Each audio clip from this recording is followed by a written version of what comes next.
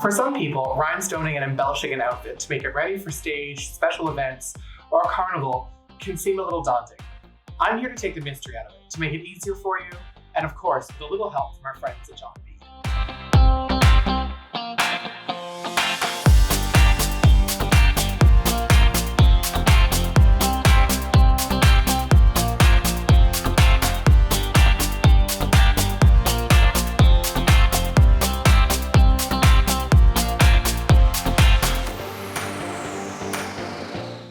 When it comes to stoning an outfit, there's a couple of things you have to think about. You have to think about depth, texture, and how everything is going to look together. To have one kind of sparkle, one kind of shape is not enough. It still reads flat. Sparkly can still be flat. So we're going to use a couple of different things, and I'm going to show you how to use them in the best ways possible. Right here, we've got a couple of different kinds of sparkle and the tools you're going to need. E6000, both types of applicators, our wonderful wax pencils, different shapes of rhinestones from our wonderful Crystal Lane collection, beautiful appliques, both the traditional beaded and sequined appliques, as well as our new rhinestone applique. Beaded fringe, because you can never beat beaded fringe. Some of our Rhinestone Chain, and of course, outfits to rhinestone. When it comes to rhinestoning an outfit, beading an outfit, appliquing an outfit, you always have to think, start big and then get small. The biggest things you're going to use on these are going to be your rhinestone appliques. Appliques like these guys or the traditional beaded ones. They take up the most room on the outfit and will give you the most bang for your buck. Before you actually glue them down or apply them, take them all out of their packaging and lay them down on your outfit. See where they fit. You may have bought 4 rhinestone appliques, but you only needed 2, or you may have bought 4, you really needed 14, which is usually my problem. You want to make sure you've got them laid down before you glue them down. Make sure you really like where they are. After you've laid them down, then we can glue them down. Now we've talked about our 2 different types of E6000 before. It's the same glue, but 2 different applicators, which do 2 very different jobs. For the big tasks, like the appliques, you want to make sure you're using this old-fashioned toothpaste style applicator. The reason you want to use that is because you're not going to get a lot of overspill if you squeeze the tube a little too hard, but you're also going to get a lot of product out at once, and it covers a great amount of surface area. You want to make sure you've got a really, really good coverage on the back of your applique before you glue it down. Once you've got your applique completely glued on the bottom side, flip it over and put it down on the garment. I always suggest having something heavy, maybe a book. A book. Books are things we had before Kindle and e-readers. Books are, anyone? Book? No? Book? No. You can use a book, you can use a pan, anything that's got a bit of weight to make sure that it doesn't slide around while the glue is dry. After you've got your applique down, you have to think about your color palette. What color is the outfit? What colors are in your color scheme? Every outfit should have at least 2 or 3 different colors. You want a highlight, a low light, and your regular color. So for instance, if I'm using this beautiful blue-green fabric, there's at least 3 different shades of blue in here. So I'm going to want to do a light blue, a medium blue, maybe a dark blue, and you can never go wrong with having some crystal or crystal AB.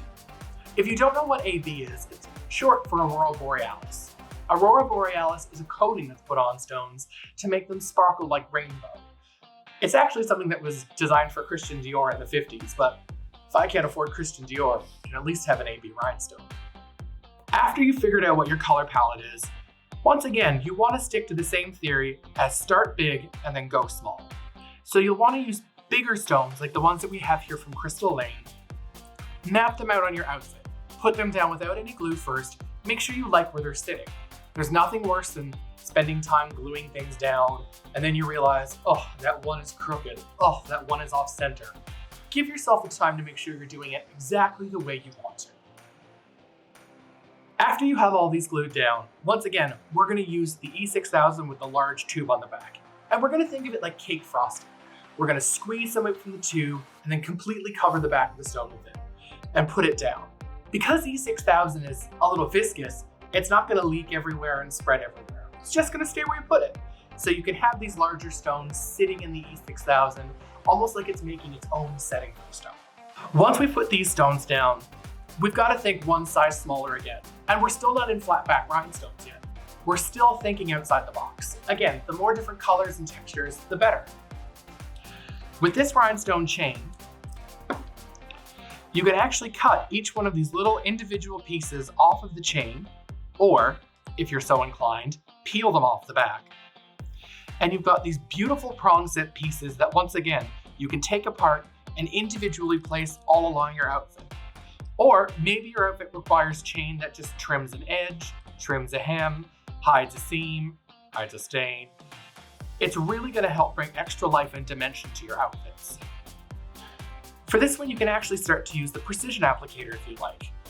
Now, you will get some squeeze out with this, which means after you've squeezed the tube, a little bit of glue will still come out. So because of that, make sure you've got a couple of these in the ready to glue up with your squeeze out. Now, it's a little harder to plan where these stones are going to go this way. So my suggestion, once again, is to have a few laid out, figure out where you want them to go, and then one by one stone them. It can be difficult to keep track of which ones you've rhinestoned, so flip them upside down. The ones that haven't been rhinestoned, you'll see the silver back on, and the ones that have, you'll see the beautiful stone on. After we have all this done, it's time to move on to the glamour of our ordinary rhinestones. Ordinary rhinestones?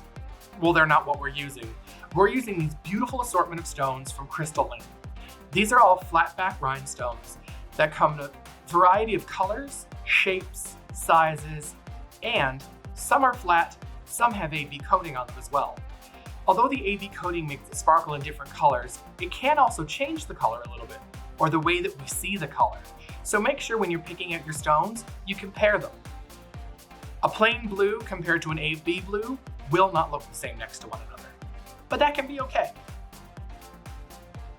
Now that you've selected your colors, it's time to select the sizes. It's important to have a variety of sizes because the smaller stones will reflect off the larger stones, which will give you a different depth to your sparkle. Also, mixing those AB with those flat stones and the colored stones is going to make a huge difference. You want this to have depth, to have texture. You don't just want to sparkle, you want to really sparkle and shine.